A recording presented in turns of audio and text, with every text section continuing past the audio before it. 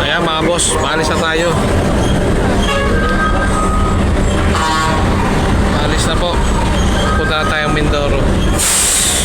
So, yun nga, first time namin sa Mindoro makapunta.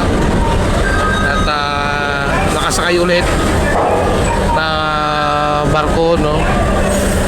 After how many years na? Kasi grade 2 po ako huling nakasakay ng barko. So, ngayon na lang po ulit. So, yun na.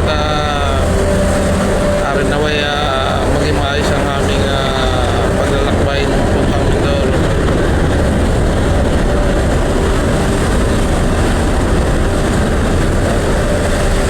So, ayun, ang Monte Maria.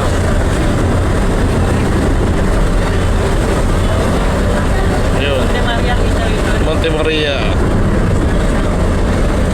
So, sa oras na 6:20, alis na po kami ng Port of Batangas. Sa kasalukuyang papunta na po kami sa Mindoro. So, medyo ginabi na kami dahil sa mga delay, pero ganun pa man, okay lang, importante na tuloy. So, update na lang po namin ngayon. Update ko kayo sa mga susunod na araw. Kailan natin i-upload to. So, muli po, ride safe, keep safe mga bossing. At pa-like, share, and follow na rin po.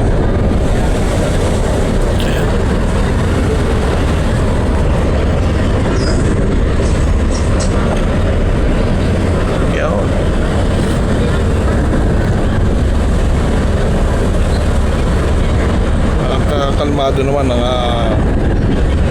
dagat.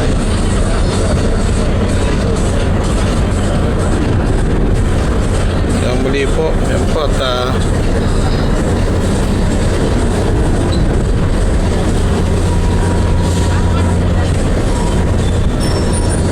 nakikita nyo yung Monte Maria.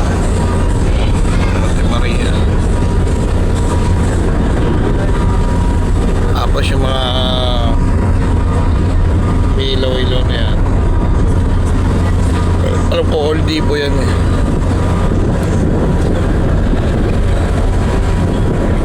So, yun. See you soon, Mindoro. On the way na ako kami ni Mrs.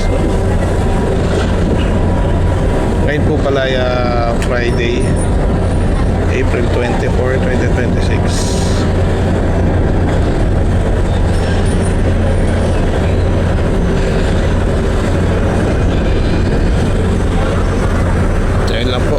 Maraming salamat.